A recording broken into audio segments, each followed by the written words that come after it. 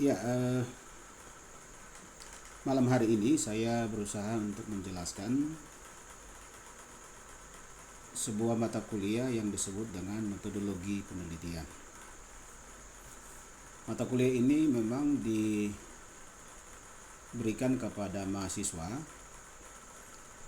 perguruan tinggi, baik itu yang berbentuk sekolah tinggi maupun universitas. Kebetulan saya berada di sekolah tinggi, maka penyajian ini tentu saya berikan kepada mahasiswa yang berada di sekolah tinggi, secara khusus untuk mereka yang berada di sekolah tinggi teologi, baik itu teologi maupun pendidikan agama Kristen.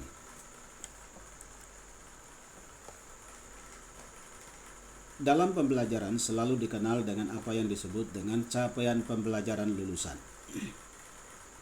Rumusannya adalah bahwa mahasiswa memiliki kompetensi penelitian dalam pengembangan bidang teologi dan pendidikan agama Kristen. Itu capaian pembelajaran lulusan yang saya rumuskan dalam kaitan dengan mata kuliah metodologi penelitian. Lalu capaian pembelajaran mata kuliah atau yang disebut atau disingkat dengan CPMK, metodologi penelitian.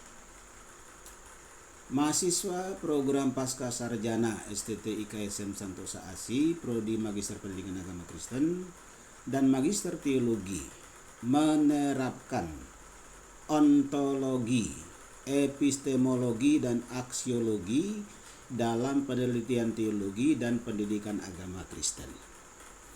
Mengapa saya menekankan tiga bidang ini? Ada ontologi, epistemologi, dan aksiologi. Ingat bahwa metodologi penelitian merupakan bagian dari epistemologi ilmu. Epistemologi berupaya untuk mencari pengetahuan yang benar. Pertanyaannya, bagaimana cara menemukan pengetahuan yang benar? Tentu dengan menggunakan metodologi, baik secara kuantitatif maupun secara kualitatif. Sementara ontologi yang saya maksudkan di sini adalah berkait dengan realitas penelitian yang dilakukan oleh mahasiswa. Pastikan bahwa penelitian itu memiliki realitas atau objek penelitian. Jangan sampai penelitian tidak memiliki sebuah realitas penelitian. Tetapi juga penelitian harus mengandung unsur apa yang disebut dengan aksiologi. Aksiologi penelitian. Penelitian harus memberi manfaat bagi peneliti maupun bagi lembaga di mana mahasiswa melaksanakan penelitian yang dimaksud. Kemudian tujuan perkuliahan bidang kajian ontologi, teologi, dan pendidikan agama Kristen. Rumusannya adalah bahwa mahasiswa pasca sarjana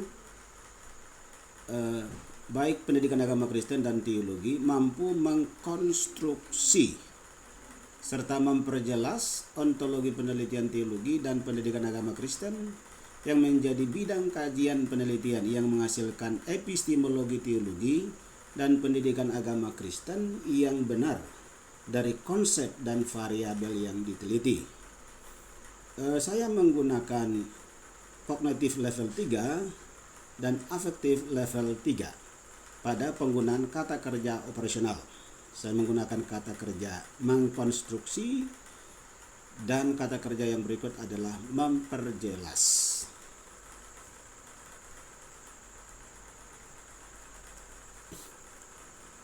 Lalu saya masuk dalam pembahasan ontologi penelitian baik teologi dan pendidikan agama Kristen. Apa saja ontologi, teologi, dan penelitian pendidikan agama Kristen? Ontologi, teologi, dan pendidikan agama Kristen yang saya maksudkan tidak lain adalah realitas yang menjadi bidang kajian teologi dan pendidikan agama Kristen. Tentu ini ada di dalam PPT saya sendiri, yaitu Yonas Muanley pada halaman 2. Ya, ketika kita masuk di dalam bidang teologi, misalnya apa ontologi teologi? Dari bidang teologi Kalau diperhatikan secara biblika, maka kemudian kita bisa merumuskan ontologi biblika yang bersifat eksegesis. Ontologi biblika tidak lain adalah hakikat realitas yang disajikan penulis kitab dalam Alkitab yang dipilih peneliti atau mahasiswa, dan realitas empiris yang menjadi lokus atau tempat penelitian. Penelitian dapat bersifat kepustakaan, juga kuantitatif dan kualitatif. Tetapi disarankan menggunakan kedua dan ketiga, yaitu penelitian kuantitatif dan kualitatif. Bagian yang pertama lebih cocok untuk penulisan buku. Jadi kalau untuk penelitian skripsi, tesis dan disertasi, sebaiknya gunakan penelitian kuantitatif maupun kualitatif. Mengapa demikian? Karena penelitian kuantitatif dan kualitatif tetap menggunakan riset buku. Jadi tidak ada penelitian yang tidak menggunakan buku. Dan biasanya itu dilakukan dalam bab 2, bagian kajian teori. Kita meneruskan. Misalnya ontologi teologi biblika. Saya mengambil salah satu teks. Apa realitas penelitian yang saya maksudkan dengan ontologi biblika dalam teks ini? Paulus memang mengajarkan kasih di sana. Lalu saya simpulkan, aku yang mempunyai kasih. Aku di sini siapa? Paulus. Lalu kasih itu seperti apa? Itu dalam ayat yang keempat. Aku Paulus yang memiliki kasih itu sabar, murah hati, dan seterusnya. Nah, kemudian dalam konteks empirisnya, yaitu pada penelitian di tempat penelitian atau lapangan, apakah kasih yang dimaksud oleh Paulus itu ada di dalam diri jemaat yang olehnya menjadi fokus atau tempat penelitian kita? Itulah yang saya maksudkan dengan ontologi empiris. Jadi ada ontologi teks, yaitu apa yang dimaksud oleh Paulus dengan kasih, dan orang harus hidup dalam kasih berdasarkan teks itu. Tetapi kemudian sejauh mana maksud teks ini dilakukan oleh jemaat yang kemudian menjadi pilihan mahasiswa sebagai tempat meneliti. Itu dari teks yang diteliti. Lalu kita masuk di dalam tujuan pembelajaran ontologi PAK. Saya sebut demikian karena kelas ini terdiri dari teologi dan mahasiswa pendidikan agama Kristen.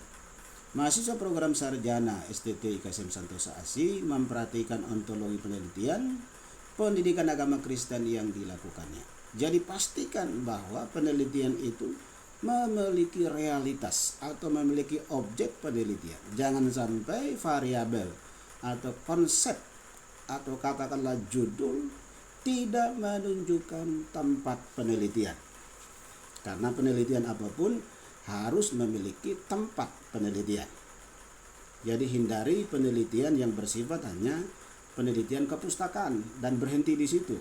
Harus punya pengalaman empiris berkait dengan teori yang ditemukan.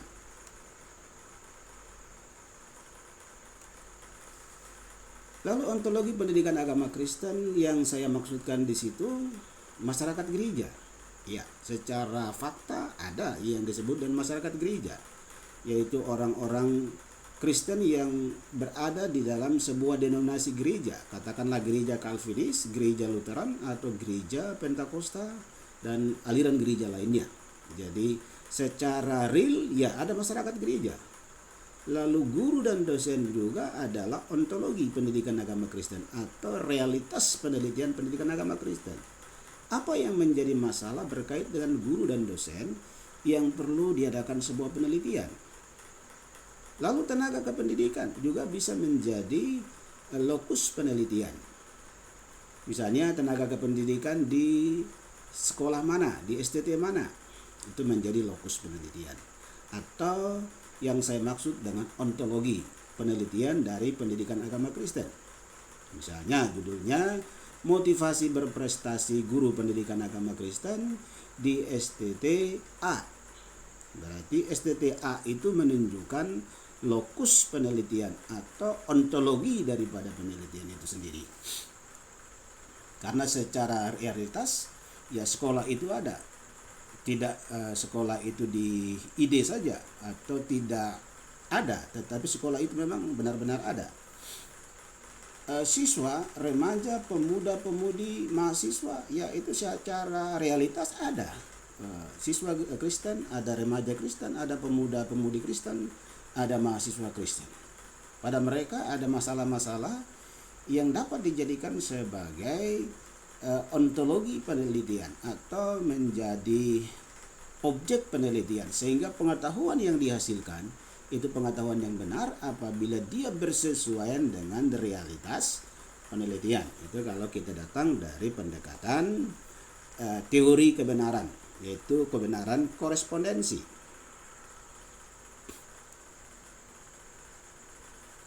Lalu epistemologi, teologi, dan pendidikan agama Kristen.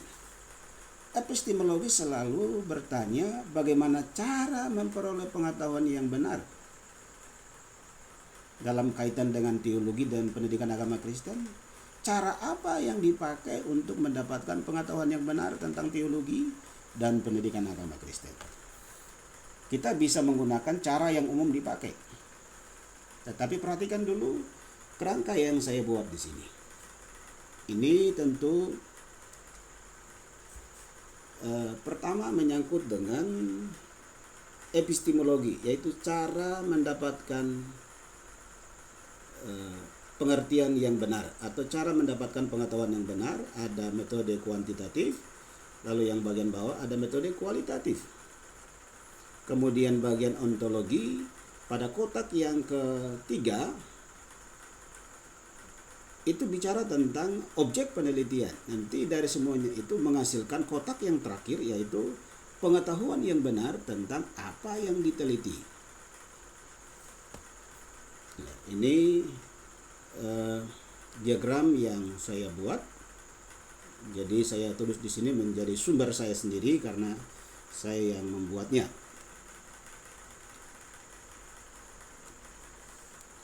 Lalu kita lewati saja ini. Ya, ini contoh-contoh dari pendekatan baik kuantitatif maupun kualitatif. Misalnya kopi itu konsep dan bagaimana itu menjadi sebuah variabel. Misalnya minum kopi tidak enak, minum kopi enak, dan seterusnya. Ini penjelasan tentang apa yang dimaksud dengan variabel penelitian. Intinya variabel adalah konsep yang dapat diukur atau konsep yang punya atribut. Misalnya jenis kelamin, itu dibedakan jenis kelamin laki-laki dan perempuan, bisa diukur, bisa dibedakan. Tapi kalau kelamin tidak bisa, karena kelamin hanya konsep. Tetapi kalau jenis kelamin maka itu konsep. Ya, demikian juga bisa perhatikan pandangan seperti Prof. Sasmoko dan juga Dr. Kontur. Itu ada di situ. Kemudian ini ya, lalu pembahasan-pembahasan di atas itu pada akhirnya menolong mahasiswa untuk mewujudkan bab 1 tesis. Lalu desain variabel penelitiannya seperti ini. X1, X2 itu secara tersendiri mempengaruhi Y atau variabel terikatnya. Tetapi kotak di dalam kotak itu X1, X2 dalam kotak itu menunjukkan bahwa secara bersama-sama mempengaruhi Y atau variabel terikat. Jadi X1 atau variabel bebas 1 dan variabel bebas 2 mempengaruhi variabel terikat. Contoh misalnya motivasi berprestasi guru. Apa yang mempengaruhi? Kita angkat saja atau kita ambil saja uang saku. Apakah uang saku mempengaruhi motivasi berprestasi? Kemudian variabel yang kedua kita sebut saja tingkat pendidikan. Apakah tingkat pendidikan juga mempengaruhi motivasi berprestasi dari seorang guru? Ya, ini pengertian variabel yang sudah saya sebutkan di atas. Intinya adalah ada variabel bebas, ada variabel terikat, dan juga ada variabel moderator, dan ada variabel antara. Itu bisa dipakai variabel bebas dan variabel terikat, yang lain bisa dibaca. Ya, tugasnya adalah membuat 200 kata menyusun masalah penelitian. Jadi ini kerangka penelitian kuantitatif, masalah penelitian, identifikasi masalah, batasan penelitian, rumusan masalah, dan pentingnya penelitian untuk bab satunya. Sementara untuk kerangka kualitatif atau metode penelitian kualitatif untuk bab satunya bisa dibuat bagian pertama masalah penelitian, lalu fokus penelitian ia sama dengan batasan masalah, tidak ada identifikasi masalah untuk penelitian kualitatif, lalu rumusan masalah dan pentingnya penelitian. Nah, demikian kiranya menjadi berguna bagi mahasiswa yang sedang mencari informasi untuk penelitian. Tuhan memberkati.